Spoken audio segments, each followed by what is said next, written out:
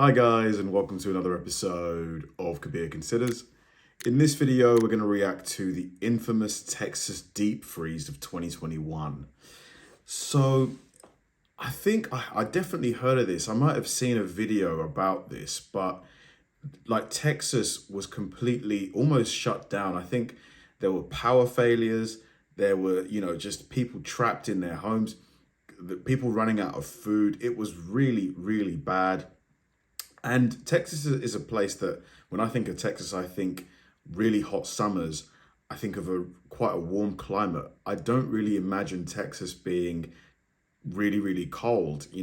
I've heard Texas summers can get up to like 40 degrees Celsius, which is like over 105. So for it to get to the point where there's a deep freeze, like, was this normal or out of the ordinary?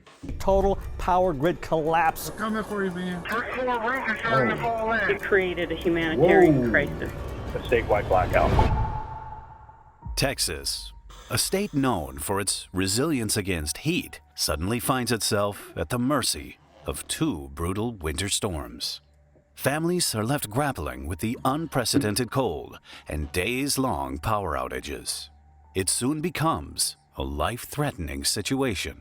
We'll unravel the Great Texas Freeze, from how it became a record holder to all the ways this could have been less devastating. When the cold front hit that Wednesday, electric utility crews said they were prepared to respond to all reports of power outages. But this could not have been further from the truth. The next morning, the first weather advisory was issued in northwest Texas. Isolated freezing rain began falling and expanded to neighboring counties after sunset. At 6:30 p.m., a Delta Airlines flight slides off the Pittsburgh International Airport taxiway. Oh my God. With no reports of injuries, passengers were on the aircraft for 3 hours before disembarking. It would be another 24 hours before the plane was removed from the runway. Why were they on the plane for so long? Why couldn't they just get them off there as soon as they could? 3 hours seems a long time for them to wait before being let off the plane, no? While the Delta incident was quickly managed, it was only the first taste of what was to come as the situation in Texas escalated rapidly. Hours later, the Fort Worth 911 center was inundated with desperate calls. What do I do? Oh my God! I think I hit one Oh of them. my God. My car was spinning. There's a Because of the gentleman in a ice. car next to me. He's just screaming. I don't know how many Look cars at have the packed up. They're all pileup. stacked on top of each other. First Wow. responders arrived at a massive car accident involving 133 vehicles. Many of those Wow. involved were healthcare workers wearing scrubs and hospital badges. This included an off-duty EMT who jumped into action, working for hours even though he had a fractured ankle and other injuries from the collision. We're coming to get you, all right? You hurting anywhere? Can you crawl out if I break this window? Fire engines subsequently closed off the roadway to prevent further pileups. Nearly 120 emergency responders were on the scene to clear the roadway. Meanwhile, buses arrived to help motorists warm up after being freed from their cars to prevent hypothermia. God, the insurance claims must have spiked during this, the freeze. The amount of people that, like 130 cars crashing in one incident, that's insane, isn't it? After a 4-hour operation, the death toll would stand at 6, while more than 60 others were treated for injuries, among them 4 police officers. Due to the storm's severity and the scale of the accident, it would be several more days before the road was cleared. The collision was the most staggering crash during the February 2021 storms, but there were many more to come. As the disaster unfolded, Texas declared a state of emergency. However, the response revealed a significant oversight. Despite prioritizing gas, they relied heavily on electric heating. This revealed a lack of preparedness in managing energy. By the weekend, the freezing temperatures had forced 22 gas power plants to close. The infrastructure, including the production facilities and pipelines, were not designed to operate in such cold conditions.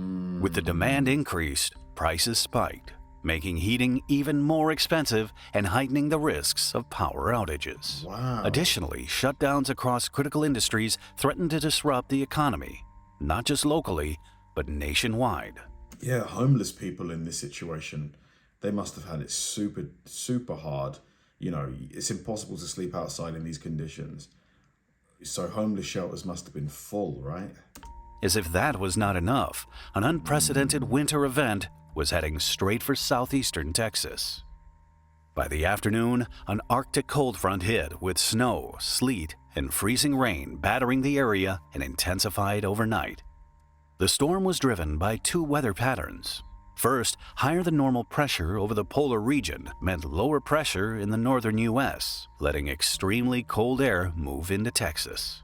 And second, a polar vortex that pushed down intense bursts of cold from the North Pole. Roads became impassable, and temperatures dropped to the teens or single digits in places with wind chills below zero. Wow. This triggered the state's first ever wind chill and hard freeze warnings.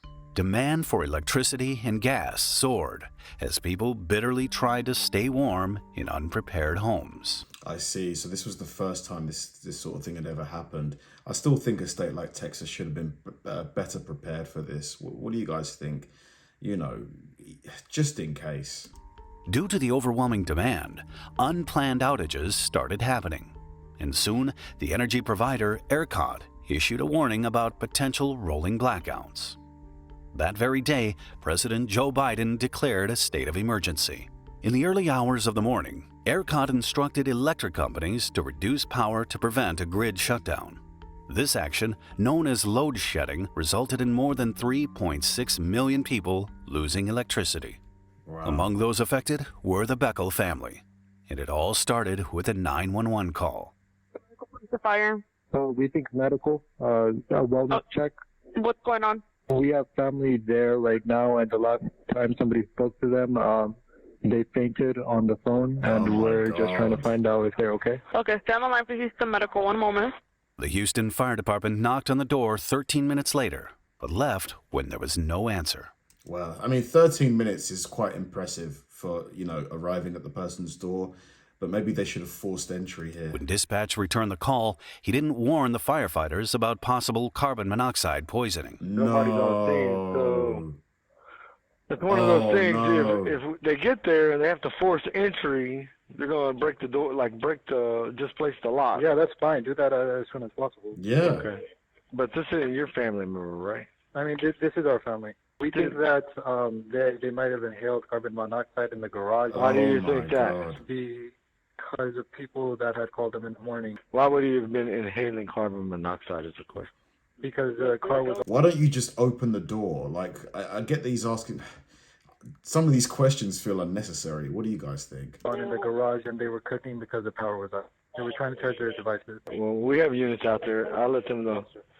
Make a tactical decision on that incident. I'll get HPD out there. Again, they left without speaking to anyone inside. It had been more than 2 hours since the first call, and the anxious family member had heard nothing. I called 2.5 hours ago for a wellness check. I'm calling for an update. Okay, so we went out there. Did you make contact with the people inside the home? I spoke to the fire department earlier. It says the truck was there for 15 minutes, but that's all they could tell me. Okay, that's people are the same still not thing I can tell you. I have the same information they have. There's no other update. Even though this was the third visit to the house, the fire department got lost. They arrived just around midnight. There was still no response to the knocking. I really hope we're not going to just... I hope the person's not dead. However, this time, they didn't just walk away. Instead, they called with additional questions before entering the house. They went to the address. They said it looks empty. Why do y'all think someone's there? Or are y'all sure someone's there? We think that a family of 2 parents and 2 children is unconscious due to carbon monoxide inhalation. Inside, all 4 family members were found unresponsive. No. It's believed the family had been unconscious for more than 12 hours before responders arrived. For the 46-year-old mother and her 7-year-old daughter, it was far too late. They were both pronounced dead at the scene. Wow. The father and his 8-year-old son were unconscious, but alive, and rushed to the hospital. Tragically, the front door to the family home had been unlocked all along. Later, it was discovered that the mother was using her car to keep warm. When her husband went to the garage, he found her unconscious inside the car with the engine still running. A Conroe family also woke up to an unimaginable... That's heartbreaking.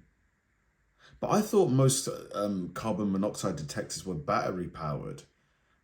I didn't, like, maybe in America they're powered by the mains, the cables. Like here they're small portable little things that you can pick up and put down, and they're battery powered. Tragedy less than 24 hours later. 11-year-old Christian Pavone was found unresponsive in the bed he was sharing with his younger brother. Just hours earlier, Christian had been excited to see snow for the first time after moving to the U.S. from Honduras in 2019 to live with his mom. Tragic home video footage shows him playing in the snow. In hopes of staying warm, the entire family of 5 huddled in a single room in the family's mobile home. Christian was pronounced dead that afternoon, seemingly from hypothermia. But the autopsy would tell a different story, one that would lead to a lawsuit. While families faced the brunt of the storm inside their homes, outside, the state's infrastructure began to crumble under pressure. By this point, many methane gas processing plants had lost power because they weren't listed as essential services. This made it harder to How the hell is a power plant not listed as an essential service? That is just crazy. Of course it's an essential service, isn't it? What would you guys think? Supply gas to power stations. To combat the energy shortfall, regulators manually boosted the electricity supply, but this action triggered a sudden spike in prices, with residents seeing dramatically higher energy bills. Neighboring states were also affected by the cold, but managed to import power from the unaffected East Coast. However, this offered little reprieve for Texas, which has a largely autonomous electric grid with limited outside connections. It was 5 days into the storm, and it just kept getting worse. Grocery stores were starting to feel the weight of the supply issues. Customers were limited in the water and propane sales. Meanwhile, there were conflicting statements in the media regarding the blackout. Government officials said that renewable energy was mainly responsible, while ERCOT contradicted this by saying that frozen wind turbines were not the main factor in the blackouts. The following day, temperatures started picking up, but Texans were unaware of what was still to come. As the day progressed, more power generation was restored and the rolling blackouts ended throughout the state. As the power crisis eased up, a new challenge emerged. The extreme weather had caused water mains to break, forcing people to drip their faucets to prevent pipes from freezing. Additionally, power outages impacted water treatment plants, resulting in a decrease in the water system pressure. The consequences were dire. Almost half of Texans were left without access to clean water. Wow. Their only option was to boil water from taps or melt snow. Unfortunately, due to the ongoing power outages, many were unable to do so. The severity of the situation was documented on social media. Unless, you do it outside and you start a fire and have some kind of metal bowl that you can then pour the snow into. I guess that's the only way, but because it's so cold outside, that fire might get extinguished. Which was flooded with images of people filling buckets with water and resorting to makeshift solutions, like using plastic bags and toilets. The power outages even disrupted food distribution, causing some to be turned away from queues. But for some, it was even worse. Burst pipes and water mains caused severe flooding in some homes and apartments. Most houses had their water mains buried in the front yard, hidden under layers of snow, making it hard for residents to locate the shutoff valve. While residents struggled with frozen water mains, another emergency unfolded. Firefighters were called to a blaze at the Hilton Garden Inn. They arrived at the hotel, where flames and huge columns of smoke were rising from the roof. The hotel was booked to capacity, with locals occupying most of the 102 rooms due to the severe weather, which had left them with limited or no access to water at their homes. 4 rooms are starting to fall in. If we're going to start doing something there, we need to start forcing the door. No time for keys. Some type of Salvation Army response.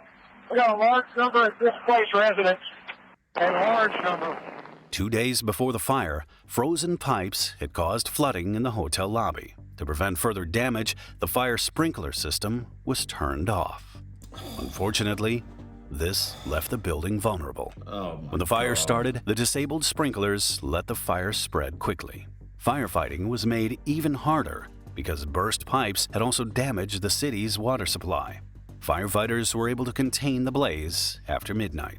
One guest suffered minor injuries, and 2 others were treated for smoke inhalation. It's like a domino effect, you know. There's just so many things that are codependent on the other stuff. You know, it's just the freeze causing the electricity to go down. You know, people then start rationing water because there's no clean running water. Fire spreading because there's no sprinklers on. Just domino effect. Sadly, a family pet named Chico the Chihuahua was lost in the fire. Oh no. Just before the 9th day, the Great Freeze was finally over. But for victims affected by the power crisis, their fight was only just beginning. And it was time to figure out why things had gone so horribly wrong.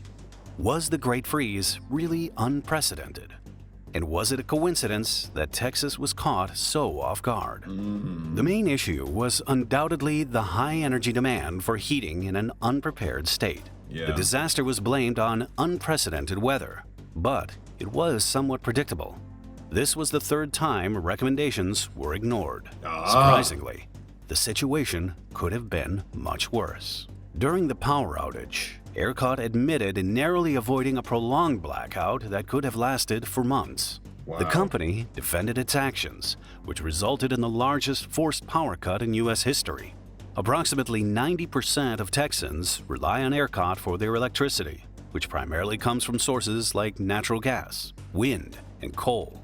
Despite its crucial role, ERCOT does not operate its own power grid. Instead, it works with over 1,800 companies, providers, and utilities in the energy market to manage the supply of electricity. Tragically, at least 19 people died from carbon monoxide poisoning during the storm. Among them was 11-year-old Christian Pavone, whose autopsy revealed a similar cause of death. Initially suspected to have succumbed to hypothermia, it was later found that carbon monoxide poisoning was the actual culprit. Investigators found the fatal fumes were caused by a gas-powered generator intended for outdoor use. Notably, Texas is among 6 states without a mandate for carbon monoxide alarms. Soon, Which is crazy to me. You know, carbon monoxide alarms save lives, 100%. 1,000%. thousands of Texans filed lawsuits against ERCOT for deaths, injuries, and damages. But they would fail. The Supreme Court ruled that the energy supplier has sovereign immunity, which protects government agencies that provide essential services. This is insane. Sovereign immunity. So they can basically act in any way they want to and get away with it. They can be negligent. They can not put, things in place to prevent this from happening again. This should be completely removed. Like, I don't agree with this. What do you guys think? I don't agree with this. They should be made to pay for the wrongs that they did. There were 246 deaths in total, but even this was debated by the community. The storms caused 80 to 130 billion in losses from damages and missed opportunities.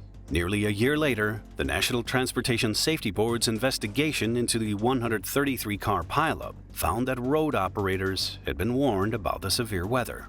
While de-icer was applied to the road surface, temperatures dropped lower than expected, which led to treacherous road conditions. Since then, Texas has passed Senate Bill 3, which mandates the weatherization of energy infrastructure to withstand extreme weather and requires regular compliance inspections.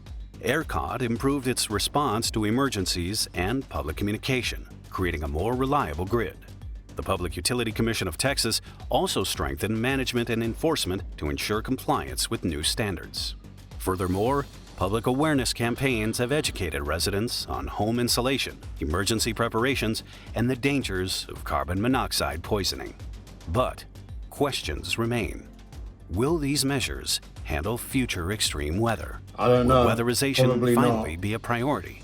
And most importantly, is Texas prepared for future storms? I wouldn't put money on it. Watch this episode. I find it incredible that a company that provides, essential services for a state can't be sued if they fail to meet the requirements and the standards of which, you know, the public expect of them.